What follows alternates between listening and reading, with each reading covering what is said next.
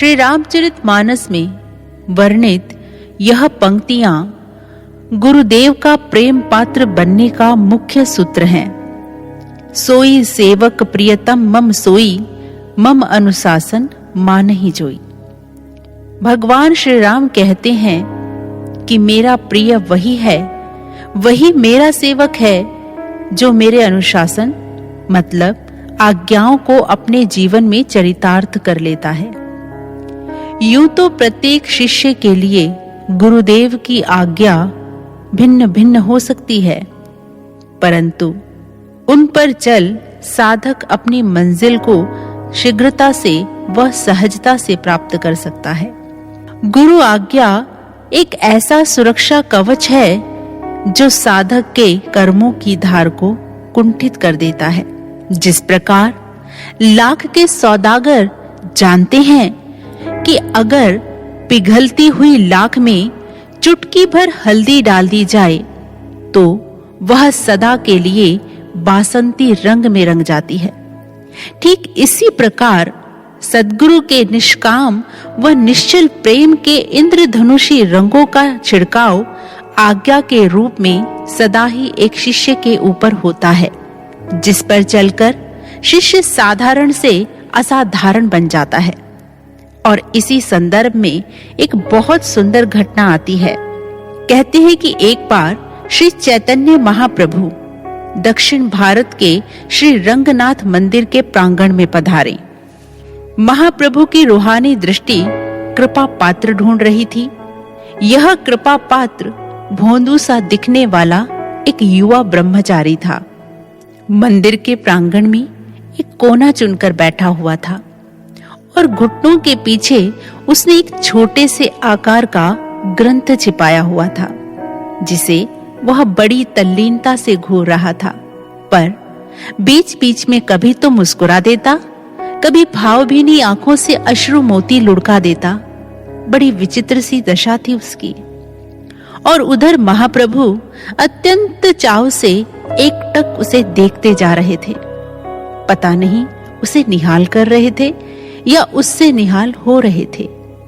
इतने में ब्राह्मणों की एक टोली वहां से गुजरी। उनकी नजर महाप्रभु पर पड़ गई।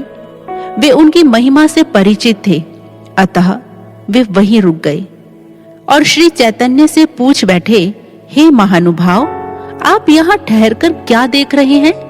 रंगनाथ के इस कोने में ऐसा क्या दर्शनीय है जिसने आप जैसे दिव्य विभूति को मंत्र मुग्ध कर दिया है?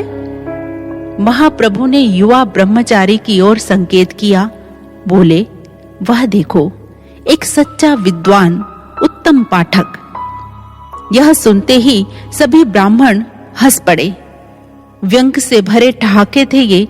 हंसते हंसते ये ब्राह्मण तंज बाण छोड़ने लगे। महाप्रभु, यह तो एक पोंगा पंडित है, कोरा अंगूठा छाप। विद्यालय की पहली कक्षा में भी यह कभी नहीं बैठा। दूसरा ब्राह्मण उस युवा ब्रह्मचारी के पास पहुंचा और उसका ग्रंथ छीन लिया।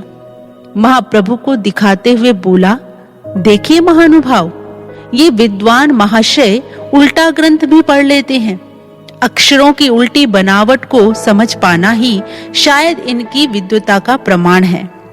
और इसी प्रकार एक के बाद एक सभी ब्राह्मण कहने लगे, अरे ये पढ़ना लिखना तो जानता नहीं, फिर इसके भेजे में क्या घुसता होगा?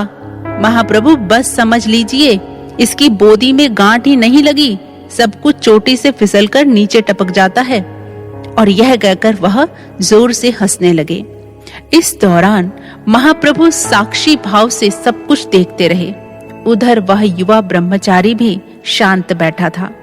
प्रेम पूर्ण वाणी में महाप्रभु बोले, भगवत गीता है ये? युवक ने धीरे से सिर हिलाते हुए कहा, जी हाँ। महाप्रभु बोले, पढ़ना आता है तुम्हें?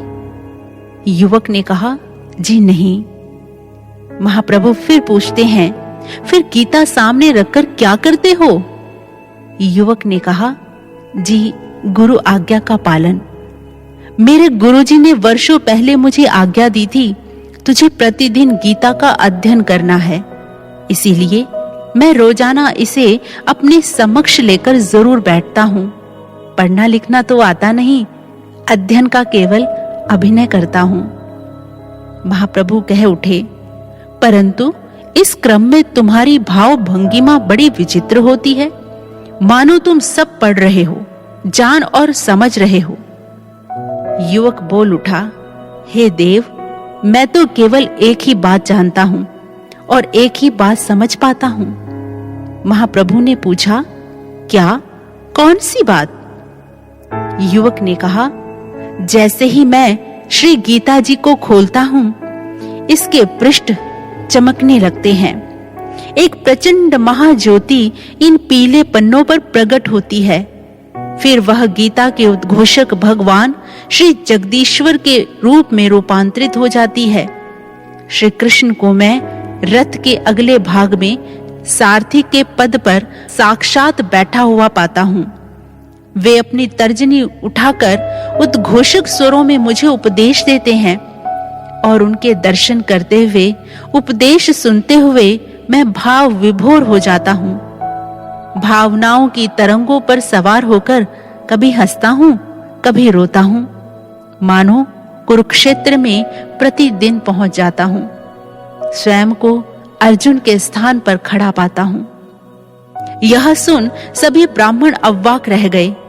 सभी को मानो सांप सूंघ गया था। महाप्रभु धन्य धन्य भाव में कह उठे, हे ब्राह्मणों, जिन श्री भगवान के श्लोकों को तुम रटते हो और बोलते हो, उनका यह युवक साक्षात दर्शन करता है। जिन उपदेशों को तुम पढ़ गुन कर गर्व फांकते हो, उनका सार स्वयं श्री भगवान इस युवक की चेतना में उतारते हैं। अहो, गुरु आज्ञा के पालन से कितना मधुर फल पाया है इसने। निसंदेह महाप्रभु यही सच्चा विद्वान है, यही सच्चा विद्वान है। और सारे ब्राह्मण एक स्वर में यह कह उठे। भक्तजनों, इसीलिए यह सदा स्मरण रखना है कि गुरु की आज्ञा ही एक भक्त को वास्तव में भक्त बनाती है। तभी तो किसी ने बहुत सुंदर कह दिया, बासंती रंग में रंग लो मन, दूजा रंग कोई चढ़ ना पाए। गुरु की आज्ञा में चले तो जीवन में फिर खिजा ना आए, जीवन में फिर खिजा ना आए। बोलिए श्री सतगुरु महाराज जी की जय, सच्चे दरबार की जय।